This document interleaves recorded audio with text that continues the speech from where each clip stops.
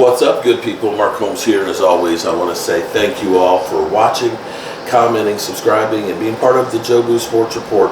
Without you guys, as well as you ladies, you know that this literally does not work. I hope everybody's having a great Monday, great President's Day. I hope you have had a great holiday here, and of course, it's time to get back to work tomorrow. For me, though, every day is like a work day, and I'm excited about it. I have to be working or doing something, or I literally go stir crazy. So you'll constantly see me running around like a crazy man because I am trying to get as much done in my life while I'm here, because I have no idea in the world how much time I have, which is why I hope that the Cowboys get their shit together and win another Super Bowl. Before I come away from here, I want to see my Cowboys raise up that trophy. I want to go to one more Super Bowl and see the Dallas Cowboys there. And the only way that's going to happen is the Cowboys to get their shit together. You know, I've been saying since we lost to Green Bay, calling all of my brethren out there from the Law Nations, the My Cowboys family, the Vashas, the Romes, the Cowboys Cave, you know, with Kelly K9 and Mike Tag and things, DMV, E2 Blue, Game Time Brian, Prime Time, all of us YouTubers together we have power to call on the Joneses and call them out for the bullshit that they've been serving us. And I feel like, for once, listening to the players, that they realize, you know, after 3 years of playoffs and 3 years of not getting there, that they realize we got to look around and stop wasting these opportunities. You hear CeeDee Lamb say, I got to grow up. You see Micah Parsons talking about how he's got to be ready, that, you know, this is a new season, and trying to talk to Jerry Jones about the type of players that they need to achieve their goals. We, of course, as fans, have been saying the same things. We've been literally ad nauseum. It seems like I probably sound like a broken record for as many times as I've said that I need game-changing defensive linemen. From talking about, here's how long I've been saying it. Calais Campbell, when he was a free agent from the Arizona Cardinals. Calais Campbell. I kept saying, go out and get a guy like that. Man, he's too expensive. Well, you know, you get what you pay for. If you think about all of the players that we brought in, from the Gerald McCoys, the Dontari Poes, the Emerson Griffins, and things, when you start thinking about the money that you pay these stiffs to come in that don't do anything for you, when you think about paying one guy that plays consistently, that does the job, you're probably saving money in the long run. And that's the problem with the Joneses, is they've got this Walmart mentality when it comes to players. They want to buy something cheap, you know, not something that's going to last. And that has been the problem. Hearing Micah Parsons say that, you know, Jerry, during a Super Bowl where, you know, both of them are sitting there like, why aren't we here? What we got to do to get here? I'm hoping that was the conversation. That it wasn't just, hey, pour another shot of Johnny Walker Blue or something like that. I hope the conversation was, it's a travesty that we're not here, and Jerry, here's what I think we need to do to get here, and that Jerry Jones is receptive of that. But to hear Jimmy Johnson today say that he is now, that everything's good in Dallas, that's subject to change, of course. But that everything is good, and that after the loss in Green Bay, that Jerry Jones talked with Jimmy Johnson because he was trying to figure out, Do I keep Mike McCarthy? Do I get rid of Mike McCarthy? Bouncing off of Jimmy Johnson, for me, is game-changing. If Jerry Jones actually listens to Jimmy Johnson, that's almost as good as getting a general manager that can help him to figure out what's what and who's who. Jimmy Johnson was an incredible evaluator of talent. If you can get his input on the draft, Jimmy Johnson is a no-nonsense coach. We're not going to be bullshitting around with stupid penalties or being tired. Jimmy Johnson is a foot in your ass kind of guy. But if you do what you're supposed to do with Jimmy Johnson, he'll love you. He'll be your friend for life. You know, everybody has seen the clip of him talking about fatigue makes cowards of us all. He said it was a famous coach. It wasn't a famous coach. It was actually Patton, General Patton, addressing his troops, talking about fatigue makes a coward of us all. And it's true. When you're tired and you can't pay, just think about driving late at night. Driving late at night, you're tired, you're drifting off, the car's drifting.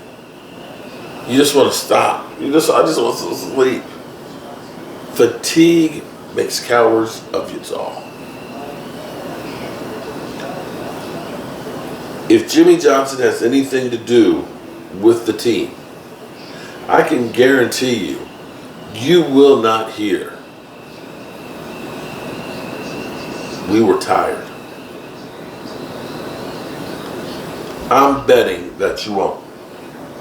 And this is where it's exciting for me. That maybe Camp Cupcake, we've heard so many people talking about the culture in Dallas. The culture in Dallas needs to be about winning. And everything you do better be about winning. I'm not ready to, give a pass to Jerry Jones and everything else. I still need to see you show me some shit. But if they're going to go through, get Dak Prescott's contract number down, and listen to Micah Parsons when he talks about, take a look at the teams that are there. Take it, the NFC and AFC championship teams.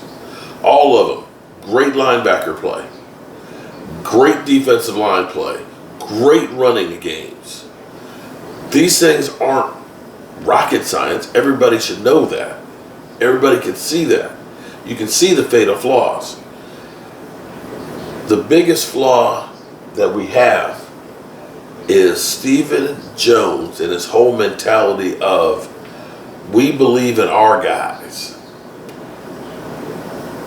I can agree with that to a point where in today's NFL you don't have much time to practice, and having somebody who knows what we are doing, you can have a lesser player out there because he knows his assignments as opposed to bringing somebody else in who doesn't. I get that. But that only works so far, because at some point you got to have some studs out there that can hold the line, that can make a tackle when you need it. When it's 4th and 1, you need a guy that can get in there, put his nose in there, unafraid, uninjured, that can push a guy back. You need a few dogs that will rally the troops. You need some people that will help build a resolve. And I'm hoping and praying that this isn't some more of Jerry Jones's bullshit here, but that he's really finally trying to do something different. Because, bro, we've been doing it your way for 29 years.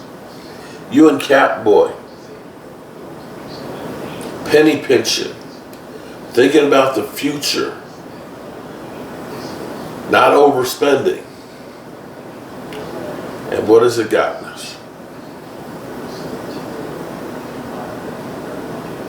4 playoff wins?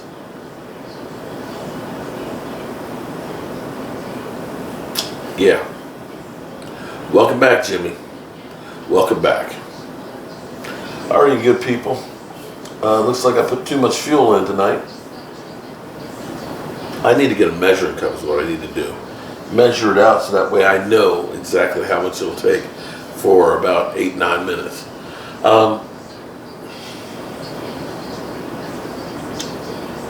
Remember, good people, make sure you keep your life in order. Life is crazy, especially the world is crazy right now. You know,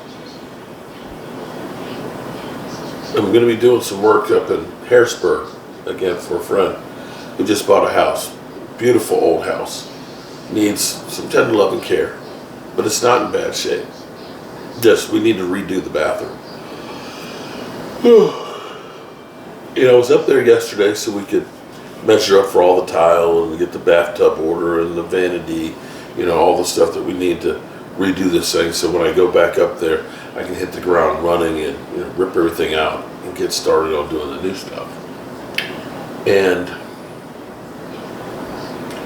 when I was getting ready to leave yesterday, there were a couple of police cars. There was a police van and a police car that was across the street from her house, because her house is like right there on the river. And looked back and there was a couple more. The one police car had gone down and turned around, and there was a couple more police cars that were there. And I was like, man, I wonder what's going on. And my friend Allie called me this morning and said that a kayaker, I guess his boat flipped over. I guess he wasn't doing Eskimo roll and he fell out or whatever, and he drowned. Thing is pretty sure when he got up yesterday morning and was going over to the river to go kayaking, that he didn't know it was going to be his last day. And that's the thing that's crazy, is we never know when our last day is going to be. That's why I've always, at the end of the day, I like to reflect on the day that was. And I like to think that I did things to try and make me a better person and help me be in a better position in the future, that I was a solid citizen, and that I always let the people who I have around me know how I feel about them. Because when I do go away from here, I want people to know how I feel. I love you guys, and make sure you let the people you know how you feel.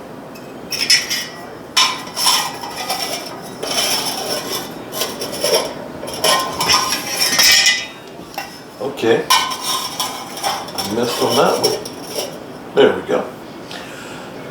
That's all I have to say about that. Good night, good people. God willing, we'll see each other tomorrow. Peace.